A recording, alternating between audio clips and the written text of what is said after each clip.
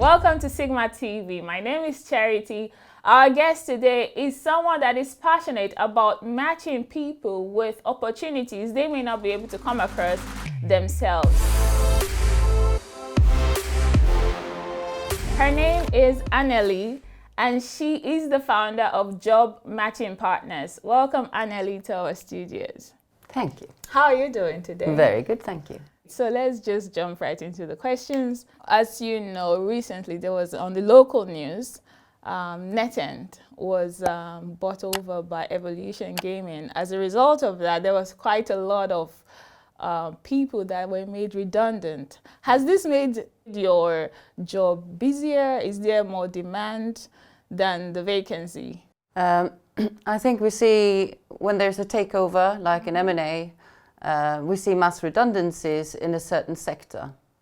And now jobs have been cut out for games presenters, for example, at NetEnt. They might not actually be suitable for another job. They might not have experience. So the question is, can we reschool them? Can we retrain them, offer courses, or make suggestions? Maybe they have some languages that they have and that are missing in the industry, and so maybe we can cross-sell them into a customer service role. But it depends on what they're suitable for as well and what they want to do. So when you say we reschool them, who are you talking about? Are you doing that? Are you taking that position of schooling people as well? No. Or do you just give them advice and say, exactly, you're lacking in this area, perhaps maybe you would like to... They may have had another job before where they have done customer service, but maybe not in iGaming. And maybe you'll have to look at the CV, obviously, to understand. But maybe with the knowledge they now have about iGaming, maybe they're then suitable for a job in customer service, or maybe they did something that's suitable elsewhere in the industry. I think some people who are made redundant who have come to this country, especially with COVID having happened and things being locked down, will go back home and not return because they realized the difficulties with being separated from their families, and we're seeing that quite a bit as well. So with redundancies, some of them will actually not stay in Malta, and some of them will strive to find something else to do. They want to be reunited with their loved ones, especially at this time. Let's say you see someone that is looking for a job. What do you look for in them? What makes you think they are a perfect fit for this particular company and not the other company, for example? Well, first of all, I need to know my client.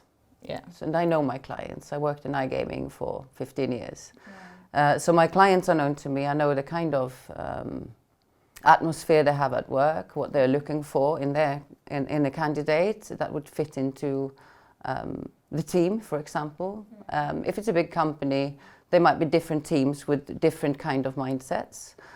So we're looking at a cultural kind of fit, you could say, and we're also looking at the skill set.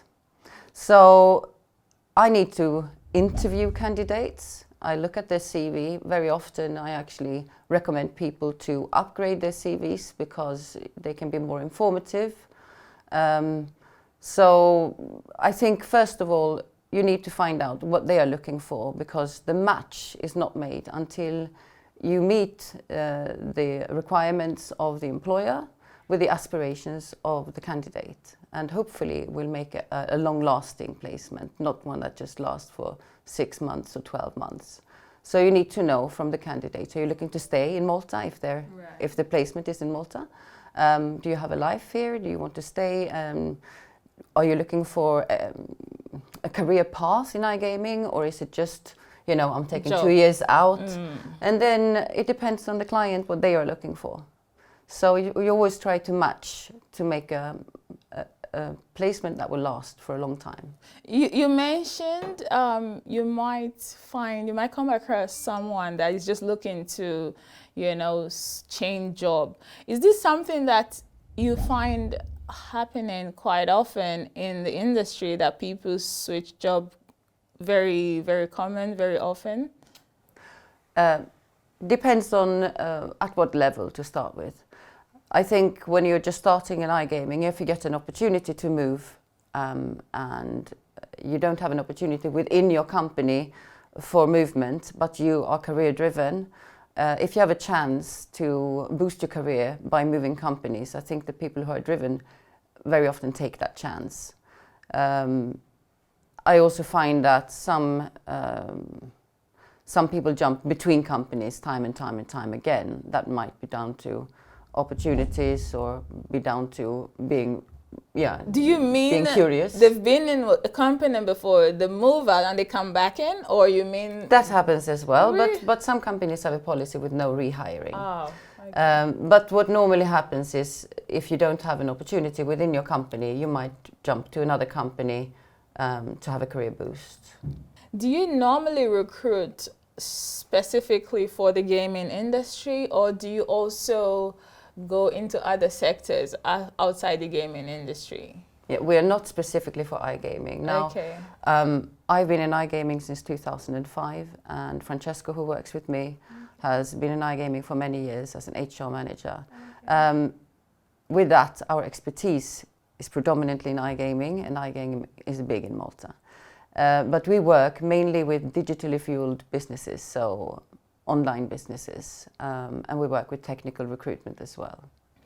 So if you were to see someone that is, obviously I'm asking this from the perspective of someone that is looking for a job, but I'll also ask some questions regarding employers as well, companies. Mm-hmm. What tips you might give them, what will make them more competitive in looking for the right candidate fit for their company. But what tips would you give if you were to see someone that is looking for a job and you may think they may be lacking some areas, given your expertise, since you said you've been in the industry since 2005? Yeah. What tips would you give someone that is looking to work in the gaming industry, as well as an employer, a company? You are talking about people who have not got any experience in iGaming before? They may or they may not, but maybe there is something lacking in their CV that you may be...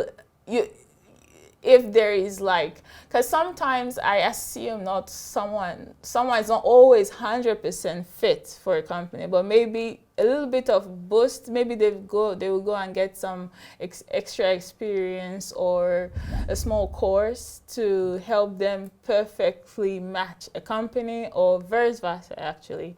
Is there tips that you might give someone that may be looking to get an employment in a particular company? It depends on the requirements for the role. Okay. Normally we look for experts. We don't look for people who need further education. My clients come to me to find the right fit, yes. Not somebody who needs training in general. Yeah. Like if we look for customer service staff with no experience, which happens, that's part of what we do. Okay.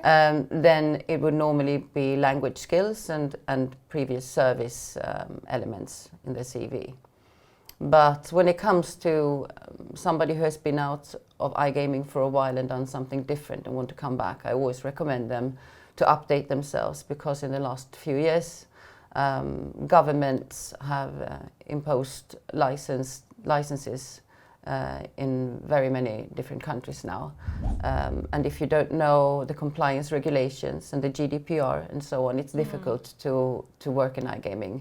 So if you've worked 5 years ago in iGaming, it's better if you take an update, and then you might be considered, because otherwise you might be considered kind of green again. You know? Yeah, outdated. Mm-hmm. Do you have any challenges finding people to move over, to travel to Malta, for example, to fill up a position? Maybe you may have seen their CV, but they do not live, and they're a perfect fit from your glance through, but they may not be residing in Malta. Mm-hmm. Are there any challenges trying to get them down and convince them that there is a particular position here that is a good fit? And It depends on the person. It is more challenging now to get people to Malta than it was before COVID hit, because travel is difficult. If somebody requires a work permit, we found that the times to process the work permits has really increased at the moment. This could be partly because of social distancing, so they can only process so many applications at a given time. Yes, even when I had my ID card renewed recently, there were only allowed 2 people in the whole area at the same time. So you can imagine that this will prolong any process. Sure. So I think right now we're seeing a few clients of ours have struggled with actually obtaining work permits for qualified staff, because it's just taking too long, and they need someone maybe in 3 weeks' time, and it might take 2 months to get a work permit. When you say work permit, are you talking about people from outside the EU or in the EU? Oh, no, outside the EU. Okay. So still there is a bit more, people within the EU still have some leverage over outside the EU, because I would say so, because also with recruitment, we first, before applying for a work permit for someone outside of the EU, we have to prove that we cannot find that talent in the EU.